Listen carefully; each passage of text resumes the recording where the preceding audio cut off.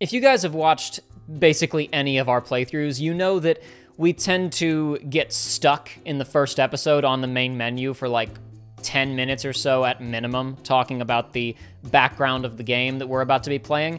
For a game like Final Fantasy VII Remake, I could talk about the background of this game for many, many, many hours on end, so I thought instead of trying to jam all of that into the intro of the first episode and really slow things down, a separate intro video where we go over some of the key points of this game's background might be the more digestible option. So here we find ourselves. I'm sure that a lot of our viewers are already plenty familiar with Final Fantasy VII. Some of you might have even watched the playthrough that Joey and I did of the original version of the game back in the day. But there's still a very good chance that some of the people checking out this playthrough are unfamiliar with this game and its history. The original Final Fantasy VII is 26 years old now. If we assume that YouTube analytics can in fact be trusted, Final Fantasy VII is older than 55% of my audience. Personally, I was alive in 1997, but I was not yet old enough to be playing video games like Final Fantasy VII. As much as I am now something of an expert on Final Fantasy and a little bit video games in general, to some people, I am forever going to be an outsider on this subject because I was not there to have my brain permanently warped by this game when it released in 1997. The same way that I wasn't there to have my brain warped by Super Mario 3 in 1988, by Doom in 1993, by Mario 64 in 1996, or by Metal Gear Solid in 1998.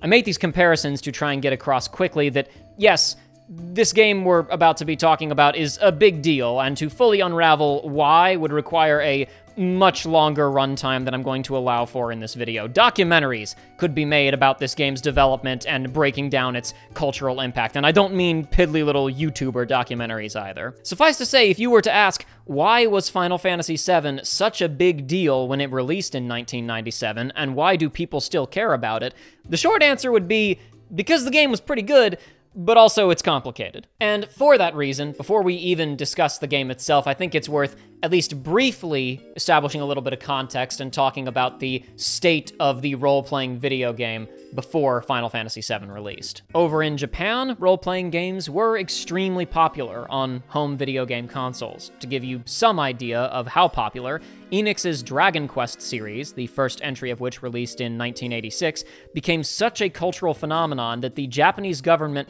requested Enix stop releasing new games in the series on weekdays due to the number of students and workers who would go AWOL on launch days.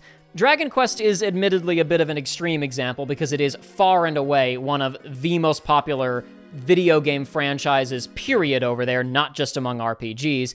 But the point is that, in general, RPGs were pretty popular on home consoles in Japan, and a lot of people were playing them. Speaking of other popular RPG franchises, Squaresoft released the first entry in the Final Fantasy series in 1987, 1 year after the first Dragon Quest. And by the 90s, the series had distinguished itself as the primary competitor to Dragon Quest and was becoming a Japanese pop cultural juggernaut in its own right. But in the USA and other Western territories, if you were playing RPGs, statistically speaking, you were probably a hardcore PC gamer spending time with the likes of Ultima or Wizardry.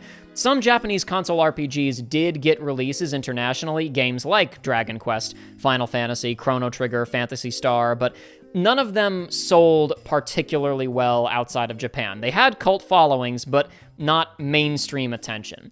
So what was different with Final Fantasy VII?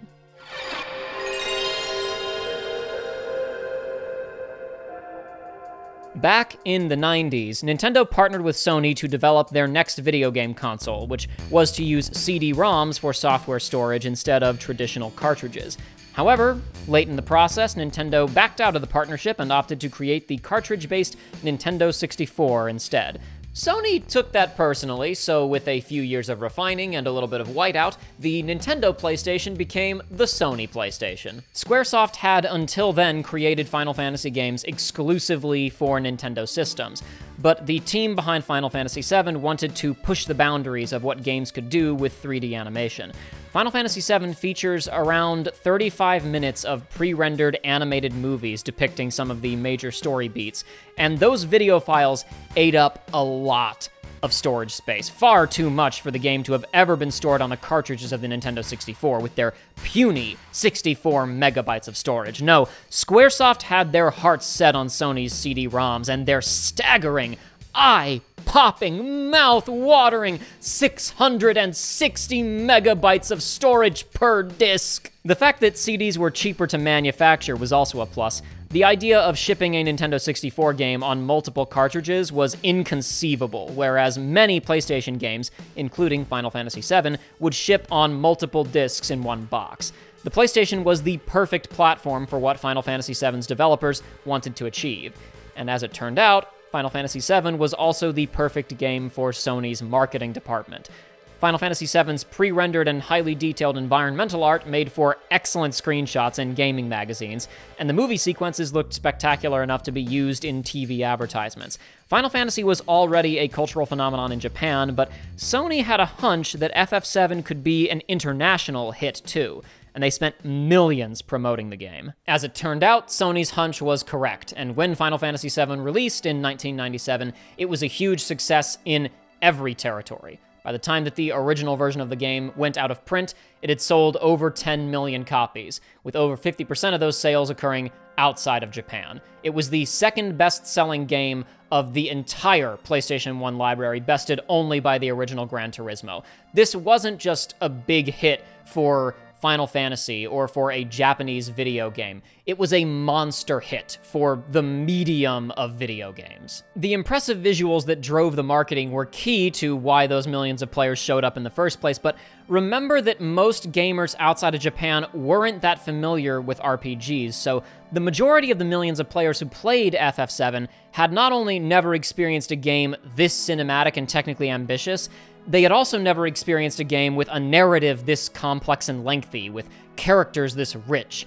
There had, of course, been other games before Final Fantasy VII with incredible stories, with attention-grabbing art styles, with remarkable soundtracks, but Final Fantasy VII just happened to be uniquely positioned as a gateway that was the first game to show a lot of people how powerful and unique video games could be as an artistic medium. So it wound up leaving a deep impression on millions of players all over the world. I want to be very clear that the popularity of Final Fantasy VII is not just down to a bunch of disparate circumstances coalescing at the exact right time for the exact right game. It's also popular and well-regarded because it's a really good game and an interesting work of art, but I don't really want to talk too much about the actual contents of the game and what the game is doing on its own, because we're here to play a remake of it, and I don't want to spoil things for any newcomers in the audience. Regardless, it's a little bit hard to talk about something as abstract as cultural impact in exact terms, so you guys are just gonna have to take my word for it on this. The game was a really big deal. I don't know, hopefully I'm getting the point across. So anyway, you know, woohoo, the Final Fantasy series is now an international success, an international cultural phenomenon. Congrats, Square, you did it. But now comes the problem with success, is people generally want you to do it again. So the Final Fantasy series marched on, and the technology behind the games improved rapidly. Final Fantasies 8 and 9 came out only 2 and 3 years later, but from a technical standpoint, they looked significantly better than Final Fantasy 7. Final Fantasy X released on the PlayStation 2 only 4 years later, and it looked light years ahead of Final Fantasy 7, with detailed character animation, full voice acting throughout. And in the midst of this, somewhere in the dark corner of some internet forum, someone first uttered the phrase, "They should remake Final Fantasy VII." Final Fantasy VII had been on the bleeding edge, and while it was stunning when it released, and I would argue the nicks and cuts it caught from being on the bleeding edge just make it more interesting as a piece of art and a product of its time, it did age quickly, even compared to the subsequent entries in its own series. For over a decade, a hypothetical remake of Final Fantasy VII was discussed so often online that it was essentially a meme, even though Square continually shot down rumors that they were working on a remake. But then, in 2015, Square fulfilled the prophecy. They announced a remake of Final Fantasy VII. There was rejoicing in the streets, and the world knew peace at last. Hi, I'm Jacob. Did you know that sometimes people don't know what's good for them? I've got a whole playthrough ahead of me to talk about a lot of this stuff, so I'm gonna try and keep this section of the video relatively short, but suffice to say, I did not initially want a remake of this game. I have no nostalgia connection to Final Fantasy VII. I played it as a teenager about a decade after it released, but even at that time, with my harshly limited knowledge of game design and game history, the idea of remaking Final Fantasy VII loomed in my mind as a monumental technical and perhaps even philosophical challenge. Final Fantasy VII had a budget of $40 million in the 90s, before marketing. It was one of the most expensive video games ever made, and despite that, it only took about a year to make and was essentially a series of interconnected JPEGs with Lego people running around on top of them. That's an oversimplification, of course, but to illustrate just how much work goes into remaking a game like Final Fantasy VII, let's zero in on just the art assets and level design. The fixed camera angles of the original game meant that the developers only had to worry about what was within the frame. What does the back of this debris look like? What is the view looking down this street? Doesn't matter. When the player character walks into this building, the game can fade to black, then fade in on the player emerging from the second story of the building onto a walkway, where the next story beat is going to occur. Remaking Final Fantasy VII to modern standards means asking, what is inside of that building? How does one get from the bottom floor to the top floor? What does the back of that debris look like? Remaking Final Fantasy VII requires asking and answering those questions again and again and again and again and again and again 1,000 times over for one level. Then compound that outward to every level and to every aspect of the game's design, and then add in voice acting and high-fidelity animation and a live orchestra recording the soundtrack until the budget grows large enough to drag all of Tokyo into the sea. Which brings us to something important. Even though this game is called Final Fantasy VII Remake, it is not a remake of the entirety of Final Fantasy VII. It is instead the first entry in a trilogy of games remaking Final Fantasy VII. Some people have accused Square of essentially trying to fleece people for cash with this maneuver. They're just trying to charge people 3 times for one game. That's not what they're doing. The original Final Fantasy VII contained an epic novel's worth of narrative, of characters, of locations, and again, all realized through relatively, by our now modern standards, relatively simple means. Breaking the story up into multiple entries for this remake was probably the only economical and timely way to remake the original game to modern standards. This first entry in the remake trilogy is essentially adapting the first act of Final Fantasy VII, which was around 8 hours long in the original game. This remake has expanded and elaborated upon those 8 hours and turned them into a 30-hour experience in their own right. Some people have declared this game to be bloated and full of filler. I would argue that it is luxurious, but I've got a whole playthrough ahead of me to make that argument. You've probably picked up on this by now, but yes, I am a fan of Final Fantasy VII and also of Final Fantasy VII Remake. I'm really glad that they wound up taking their time with this remake, spacing things out a little bit more, adding things. It made me a lot more interested in the idea of remaking this game than I originally was. I always felt that a remake of something so historically and culturally important would be doomed to exist exclusively as a novelty, something shiny and fun and amusing, but ultimately uninteresting compared to the source material that's a true product of its own time. I think the remake that we ultimately got functions as an excellent elaboration on and companion piece to the original game. If you haven't experienced Final Fantasy VII before, I think this remake is a perfectly good starting point. And a lot of the reason it's such a good starting point is that it's an incomplete story. I know that sounds weird, but it gets people hooked. It makes them want to go back and play the original, the same way that you'd want to go back and read a book series after watching a film or television adaptation. Maybe you never would have touched that book if you hadn't gotten hooked on the show first. There's obviously a heck of a lot more to say about this game, but we've got a 30-hour playthrough ahead of us to say all of them, so I only want to hit a few more points in closing. We may as well go ahead and address it, since there are still people confused about this to this day. Do you have to play the earlier entries in the series to understand the story of Final Fantasy VII? No, you do not. Final Fantasy is an anthology series. Each entry is self-contained and features a new world, new characters, and a totally new storyline. That's a massive part of the appeal of this franchise. Many different teams have worked on Final Fantasy over its 36-year history with diverse visions, and they've been granted the kind of financial support and built-in audience that most artists would never receive if they were working on a brand new IP. Just in this one series, you will bounce from traditional swords and sorcery fantasy to Shakespearean political thrillers to sci-fi epics to stories that mash up modern aesthetics with ancient beings. And that said, there are some unifying elements between all of the games. For example, horses don't exist in any Final Fantasy game. Instead, people ride chocobos, large, flightless birds. The design may change from game to game, but it's always a chocobo. Game mechanics often get reused from one game to another. Monster designs, too, tend to be remixed and recycled from game to game, and there's pretty much always a character somewhere named Cid. All of these characters are named Cid. Cid is usually a mechanic or scientist or mentor character of some kind.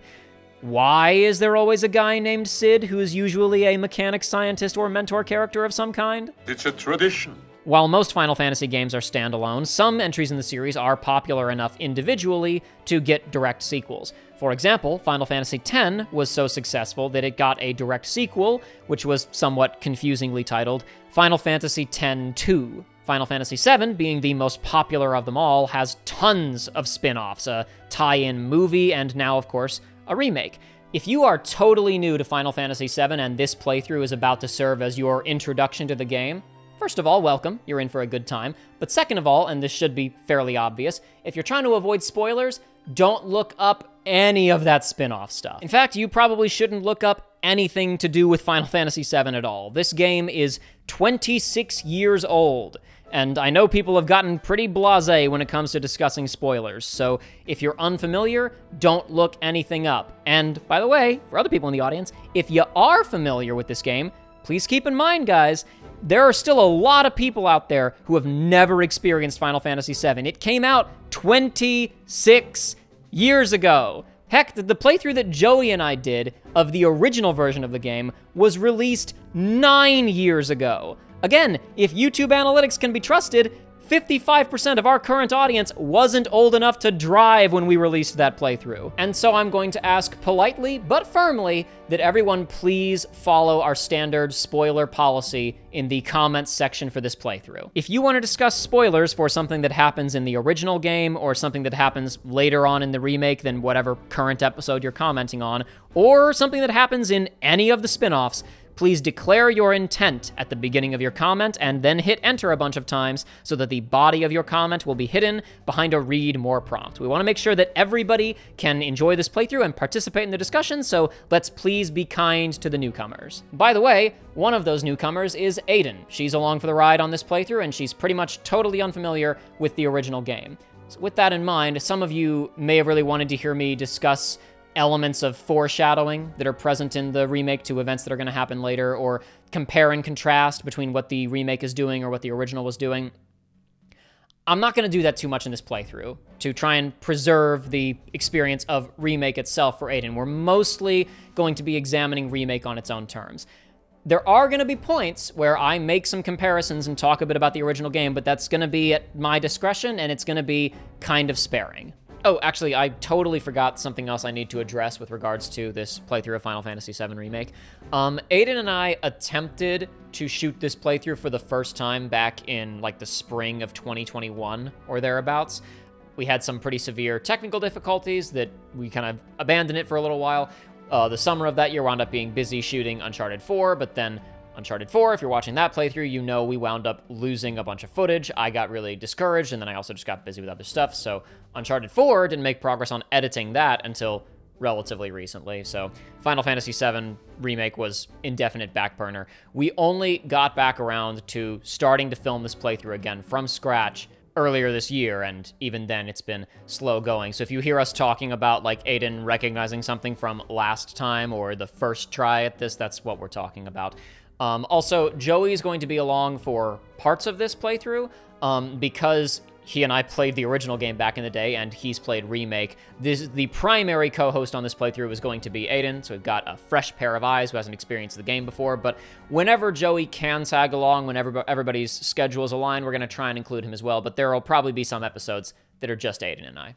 Also worth noting, this playthrough is filmed in a pretty different manner from how we normally do these things.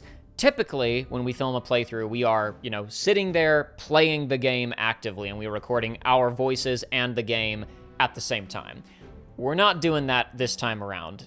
This time around, I am recording the game ahead of time. I am recording, the actual footage of the game, and then we are commentating over the tape. Nobody's actually playing it actively. This is probably how most of our playthroughs are going to be made going forward, just because it makes a lot of things a lot easier for me. It also means I can really tightly manage how long each episode is going to be, and as you guys will observe, as the playthrough goes on, it allows me to edit in bonuses, show alternate versions of how things can go in the game, stuff like that. It's like I can show off more of the game that way. But I think that that's plenty of preamble out of me. Or should I say prelude? That's it. Intro video over. Part 1 will be releasing, if you're watching this like right when it comes out, probably later today. The release schedule on research runs is going to continue to be slightly sporadic, and I'm not above begging for engagement at this point because I apparently need to start begging. So please like, favorite, subscribe, hit the bell, etc., etc. Watch some of the shorts that we're putting out. Watch all those 5 times and hit like on them as well so we can trick YouTube into thinking this is a real channel. And in the meantime, enjoy the playthrough of Final Fantasy VII Remake.